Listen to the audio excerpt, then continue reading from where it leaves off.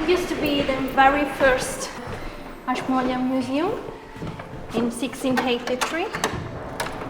Our main duty is to look after masterpieces that are very precious, as you can see, for example. As I'm very fond of photography, the photography case downstairs is my favorite one, I must say. It's nice to remember that the collection, it's not always behind glass. Sometimes it gets to be pulled out and used for sort of active historical research.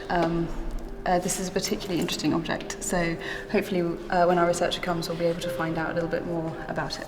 This was owned by Captain Owen and it's a quadruple sextant. This object will have been to the Mediterranean, the coast of Africa. It will also perhaps even have been to South America. I think that's one of the reasons that the research is coming, to see if this is the object that's in the manifesto for the voyages that she's researching. So this year so far I've been to Brussels, and I've been to Krakow, and I've been to Edinburgh as well.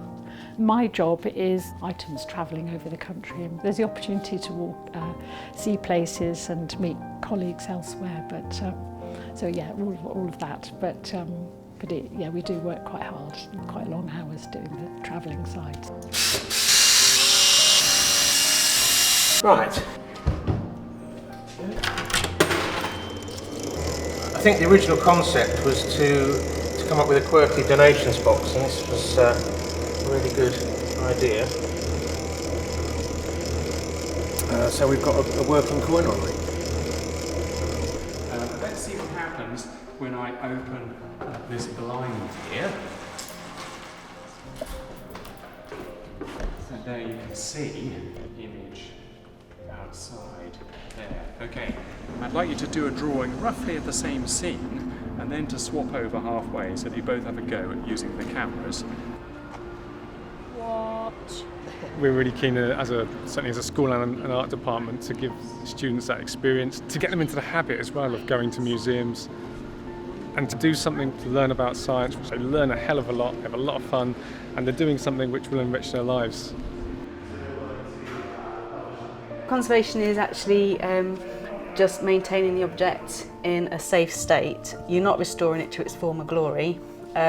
So if there's broken bits off, it's just replacing them so it prevents further damage. We've got things like the dental tools, very thin, flexible spatulas,